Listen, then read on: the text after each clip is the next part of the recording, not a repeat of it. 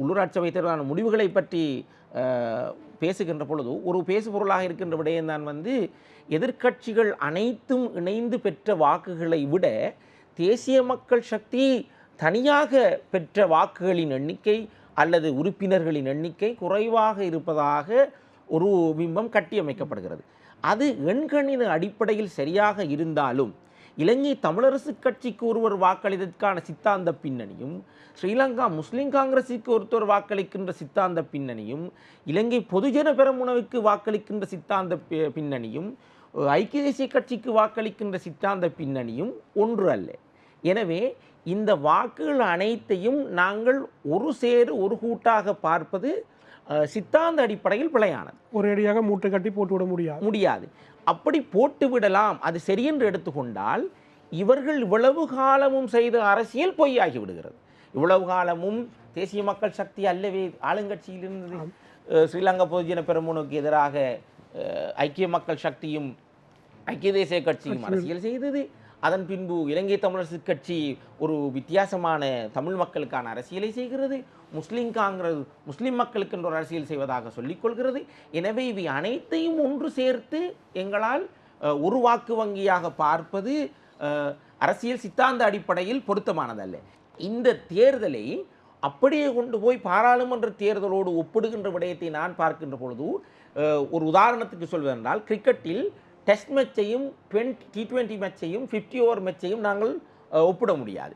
T20 match T20 மேட்சோடு தான் ஒப்பிடையிலும், 50 over மேட்சை 50 over மேட்சோடு தான் ஒப்பிடையிலும். அதே மாதிரி இந்த தேர்தல் முடிவுகளை கடந்த உள்ளூராட்சி சபை தேர்தலோடு ஒப்பிட்டு பார்த்தால், கடந்த உள்ளூராட்சி சபை தேர்தல்களில் இந்த 339 இடங்களில் 231 இடங்களை ஸ்ரீலங்கா பொதுஜன பெரமுன வைத்திருந்தது. 34 இடங்களை UNPயும் SLF கூட்டணி வைத்திருந்தது. ஆனால் இன்று 266 இடங்களில் முதலாம் இடத்தை தேசிய மக்கள் சக்தி பெற்றிருக்கிறது. பாராளுமன்ற தேர்தலில் பெற்ற வாக்குகளில் சடுதியான ஒரு வீழ்ச்சி நடந்திருக்கிறது என்கின்ற ஒரு பதிவு இருக்கிறது. ஆம், நிச்சயமாக இருக்கிறது. ஏனென்றால் இப்பொழுது பெற்றிருக்க வாக்குகள் பேராசிரியர் சொல்வதை போன்று ஜனாதிபதி தேர்தலில் பெற்ற அந்த சதவீதத்துக்கு அண்மித்ததாகவே இருக்கிறது. ஆம், ஆனால் ஏன் மக்கள் ஜனாதிபதி தேர்தல் முடிந்த கையோடு பாராளுமன்ற தேர்தலில் இவ்வளவு பெரிய அதிகரிப்பை தேசிய மக்கள் சக்திக்கு கொடுத்திருக்கிறார்கள் என்கின்ற ஒரு ஆய்வை செய்து பார்க்கின்ற பொழுது அந்த நேரத்தில் மக்களிடையே இருந்த பெரிய ஒரு பயம், மீண்டும் ஒரு அரசியல் ரீதியான சிக்கல் நிலை பாராளுமன்றத்தில் ஏற்பட்டுவிடக்கூடாது, இன்னொரு பொருளாதார இன்னலை சந்திப்பதற்கு யாரும் தயாராக இல்லை. எனவே இவர்தான் ஜனாதிபதியா, அவருக்கே பாராளுமன்றத்தை கொடுத்து விடுவோம். எனவே இந்த மாதிரியான அரசியல் பொருளாதார சிக்கல்களுக்கு முகம் கொடுப்பதற்கு மக்கள் தயாரில்லை என்பதால் அந்த முடிவை எடுத்திருந்தார்கள். ஒன்று, யார் பாராளுமன்ற தேர்தலில் போட்டியிடுகின்ற வேட்பாளர்கள் கூட என்று தெரியாமல் திசை காட்டிக்கு வாக்களித்த ஒரு விடயத்தை நாங்கள் பாராளுமன்ற தேர்தலில் பார்த்திருந்தோம். எனவே இப்படியான காரணிகள் தான் ஜனாதிபதி தேர்தலில் இருந்து பாராளுமன்றத்திற்கு சடுதியான ஒரு அபரிமித அதிகரிப்பை காட்டியது. ஆனால் மீண்டும் உள்ளூராட்சி என்று வருகின்ற பொழுது உள்ளூராட்சி சபை தேர்தல்களில் மக்களுக்கு என்ன வேண்டும்?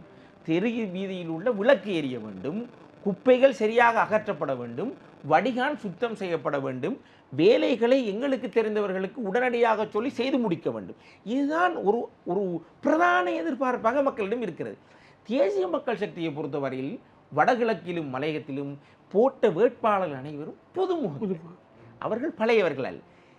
ஏலவே கட்சிகளில் இருந்து கட்சியினுடைய தலைமைகள் பற்றிய பெரும் குற்றச்சாட்டுகள் இருந்தாலும் அந்தந்த குறிப்பிட்ட வட்டார வேட்பாளர்களுக்கு அவர்களுடைய வட்டாரத்தில் செல்வாக்கு குறையவில்லை என்பதுதான் இந்த தேர்தலில் இருந்து வருகின்ற முக்கியமான செய்தி.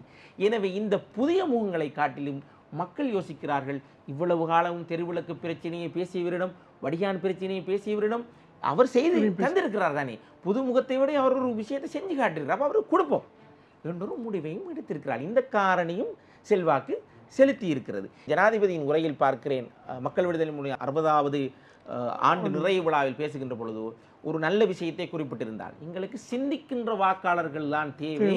எங்களுக்கு ஒரு அனுபவம் நாங்கள் சொல்வதற்கெல்லாம் ஆமா போடுகின்ற வாக்காளர் எங்களுக்கு தேவையில்லை. எங்களுக்கு விமர்சனங்களை முன்வைக்கின்ற, நாங்கள் வழி தவறுகின்ற பொழுது எதிர்ப்பு தெரிவிக்கின்ற வாக்காளர் எங்களுக்கு தேவை.